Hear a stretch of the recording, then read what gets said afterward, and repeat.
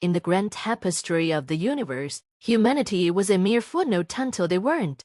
The Galactic Federation, a coalition of thousands of species spanning countless star systems, had long been the dominant force in the Milky Way. For millennia, they maintained peace through a delicate balance of power, technology, and diplomacy. The Federation's council, comprised of the most advanced and powerful species, ensured no one race could tip the scales too much. Humanity, a relatively new addition, was small, unremarkable, at least according to the Council Week. That was until the day one human changed everything. The Galactic Council Chamber was a sprawling, ethereal structure floating above the core of the galaxy. Inside, the air hummed with the thoughts and voices of the most influential beings from across the stars. Today was meant to be routine, a hearing on the management of a distant system, too insignificant to be worthy of the full council's attention. Ambassador Kale, a Zarnakian with skin that shimmered like molten gold, was frustrated. The matter was beneath him, yet he was tasked with listening to a complaint from a backwater planet human colony, a power dispute between settlers and local fauna, nothing that couldn't be solved by stronger presence or better automation. The humans were resilient but short-sighted. As far as the Federation was concerned, Kale had no reason to believe today would be any different. But when the doors to the chamber opened, it wasn't a committee of humans that entered, it was one. She was unassuming at first glance, short by most species standards, with dark brown hair tied back and a simple uniform bearing Earth's crest. She had no entourage, no fleet of advisors, just her. Her name was Captain Sarah Morgan. Kale blinked, his irritation growing. Is this a joke? The humans sent one representative for such an important matter. The captain walked to the center of the chamber and stood in the pool of light meant for delegations. The countless alien eyes in the room fell on her, their thoughts unreadable. Ambassador Kale, Sarah's voice was calm but carried authority. The human colony on Velan has requested intervention because the Federation's mining operations on the neighboring planet are destabilizing the local ecosystem. We have tried every diplomatic channel available, but the Federation continues to dismiss our concerns. Kale scoffed. The mining operations are critical to the Federation. They provide materials for starship construction, planetary defenses, at the expense of an entire world. Sarah interrupted. Velan is on the brink of collapse. The ecosystem is failing. The people who live there will die if nothing is done. Murmurs rippled through the chamber. Kale narrowed his eyes. Human lives, while regrettable, are not sufficient reason to halt Federation operations. Sacrifices must be made for the greater good. The Council's members nodded in agreement. Sacrifices were part of galactic progress, after all. But Sarah remained steadfast, her eyes scanning the room.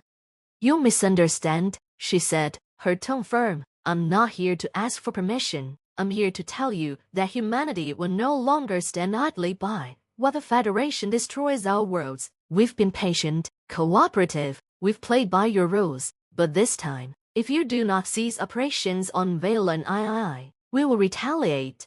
The room fell into a stunned silence. Kale's golden skin flickered with anger. Retaliate against the Federation? One human world can stand against the might of 1,000 species. Sarah's lips curled into a small, dangerous smile. We don't need to stand against all of you, just the ones responsible.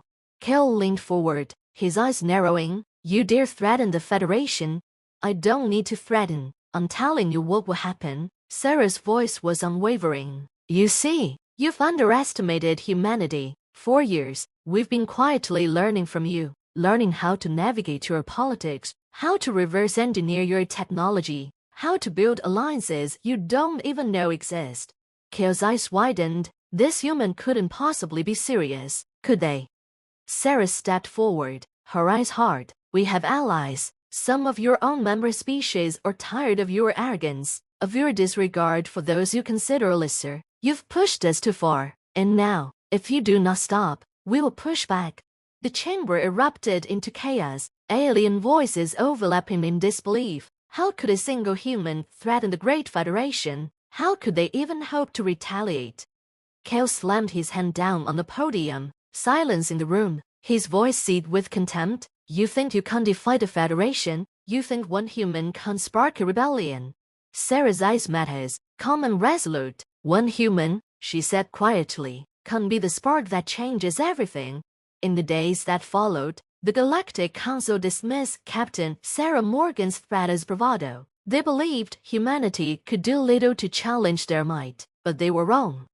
Within weeks, reports began flooding in from all corners of the galaxy. Federation mining operations were sabotaged, their supply lines disrupted, unexplained accidents and malfunctions plagued their fleets, and everywhere the Federation looked, it was human humans who had learned, adapted, and integrated themselves into the very fabric of the galaxy.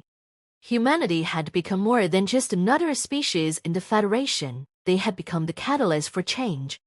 Allies emerged from unexpected places, species long oppressed or ignored by the Council, who found in humanity a kindred spirit. The Federation had grown complacent, blind to the cracks forming in its once unchallenged authority. And now, when human had ignited a fire that would spread across the galaxy, the Galactic Federation would never be the same again. And it all began with one human. The galaxy reeled from the fallout of Captain Sarah Morgan's audacious declaration. Word of the human defiance spread like wildfire, igniting sparks of rebellion in systems long forgotten or mistreated by the Galactic Federation. Whispers of humanity's quiet power rippled through the halls of the most powerful worlds, challenging the established order. But for the humans, it was only the beginning. Sarah Morgan stood at the window of her command ship, the Aegis, staring into the endless expanse of space. Behind her, the hum of the ship's systems was punctuated by the quiet footsteps of her crew, all of them awaiting her next move. The Federation had ignored them, ridiculed them, and now they were being forced to reckon with humanity's resolve. Commander Reyes, her second-in-command, approached her side. His expression was grim but determined. The Federation's countermeasures are ramping up, Captain. They're dispatching fleets to Valen II. The Council has declared our actions an act of war. Sarah let out a slow breath. I expected as much. They don't know how to respond any other way. Several other species are watching closely. Reyes continued. The Crota and Torvans have made quiet overtures about joining our cause, but they're waiting to see what happens next. The captain turned to face him, her gaze unwavering. We have to show them that humanity isn't just a small player anymore. We can't afford to back down now. Reyes nodded. The Federation's forces are stronger. They've got more resources, more ships, more soldiers, but they don't think like us. Sarah smiled faintly. That was the key, wasn't it? Humanity, outnumbered and outgunned, had always been underestimated by the galaxy at large, but humans thrived in adversity. They were adaptive, relentless, and innovative in ways that many species didn't fully grasp. Prepare the fleet, Sarah ordered. We need to meet them head-on at Valen II. It's not just about the colony anymore. This is about showing the galaxy that we're not afraid. In the heart of Federation space, Ambassador Kale was seething. Reports of sabotage, of uprisings in outer colonies, and the increasing resistance from human-aligned species poured in like a flood. The humans were everywhere, disrupting trade routes, crippling military operations, and inciting rebellion among previously docile planets. He could hardly believe it. Humanity, a species the Federation had barely acknowledged a generation ago, was now forcing the great Galactic Federation to shift resources, to rethink their strategies. This is intolerable, Kale growled, slamming his fist on the holographic table in front of him. How has this happened? How has one human and a ragtag group of dissidents managed to cause such chaos? Beside him, the Federation's military commander, a stern-faced Rhodosian named Admiral Laxer, was no less agitated. We underestimated them. We assumed they would fall in line, as so many others have. Kale's golden skin shimmered with frustration. Well, we can't afford any more mistakes. We need to crash, think quickly. If we don't, the entire Federation could splinter. Admiral Laxer's reptilian eyes narrowed. We're mobilizing a fleet to Valen II. As you requested, but Captain Morgan, she's a formidable opponent. She's rallied not just humans, but others. It's becoming more than a single rebellion. Ko turned to the massive window, overlooking the bustling capital world of the Federation. He could see ships constantly coming and going. The pulse of a galaxy held together by order, and now, it was slipping through their fingers. She will fall, Ko said coldly, and when she does, humanity will fall with her. The Aegis cut through the void of space, leading a small, but tightly coordinated human fleet toward Valen II. As the planet came into view, so too did the looming threat of the Federation's armada. Down scenes of warships, sleek and gleaming with the technological might of 1,000 worlds, blocked their path. It was a terrifying sight now to make most fleets turn and run. But not this one. Sarah Morgan stood on the bridge of the Aegis, watching as the Federation ships moved into position. She could feel the tension on her bridge, the silent questions that hung in the air. How could they win? How could humanity, with its smaller ships and fewer numbers, possibly stand against the Federation's military machine? She had asked herself that same question many times, but the answer was always the same. "Patch me through to the fleet," she said calmly. A moment later, her voice carried across the comms to the human ships. "Today, we face the full might of the Federation. They think they can't crush us, that we're weak, but they don't understand what they're dealing with." She paused, looking out at the approaching enemy fleet. "They see our numbers and assume that strength comes from size, but we've always been more than the sum of our parts. We adapt, we innovate, and we survive. Today, we show the galaxy what it means to be human." The crew of the Aegis stood a little taller. Across the fleet, Sarah could feel the surge of resolve. This wasn't just about fighting the Federation anymore. This was about proving humanity's place in the galaxy. "Prepare for battle," she ordered, her voice steady. "And remember, this is just the beginning."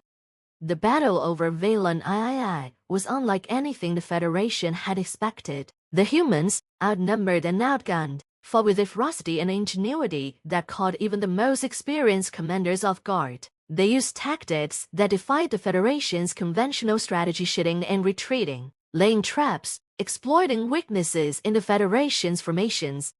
Sarah's fleet weaved through the chaos, exploiting every opening, every gap in the Federation's lines. What they lacked in raw power, they made up for in precision and coordination. Federation ships, accustomed to overwhelming their enemies with sheer numbers, found themselves struggling to keep up. On the ground, human forces coordinated with local insurgents, striking at key Federation outposts and cutting off supply lines. It wasn't just a battle for the skies, it was a full-scale resistance on every front. In the heart of the battle, Sarah stood on the bridge of the Aegis, her mind focused on the tactical displays in front of her. She watched as her ships danced through the stars, evading the Federation's heavy fire and landing blows in unexpected places. It was working. They were holding their own.